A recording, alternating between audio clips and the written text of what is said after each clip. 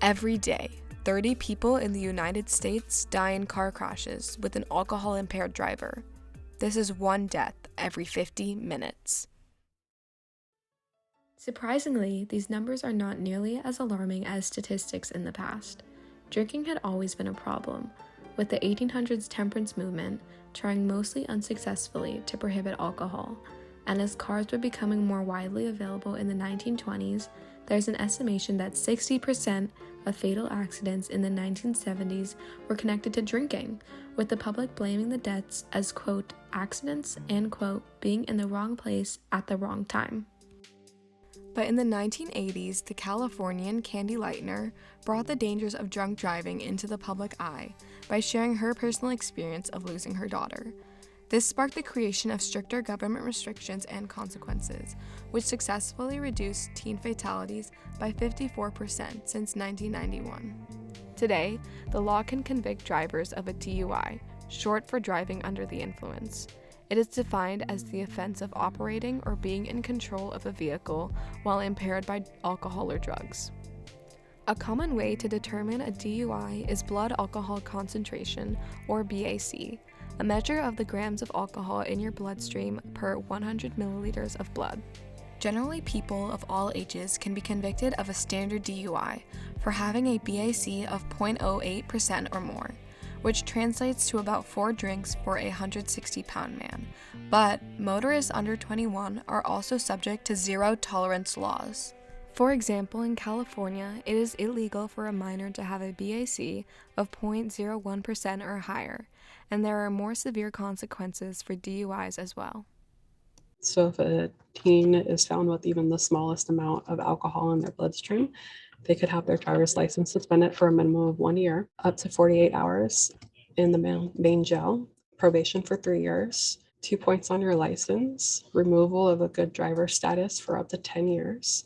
Some counties require you to install an interlocking device on every vehicle that you own. You must take a 5-week DUI class, 2 DUI impact classes, potential felony charges, potential job loss, insurance rates can go up, or the policy will actually be canceled altogether. And then you can have some serious injury to yourself or to others.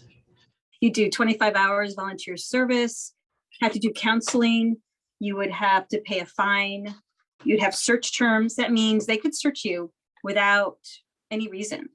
They don't have to have a reasonable suspicion like they do if you weren't on probation. These consequences are critical in protecting teens, who are more susceptible to the effects of drinking. The CDC reports that 1 in 10 teens in high school drink and drive, and when exposed to party culture, teens may have easy access to alcohol and are prone to making careless decisions.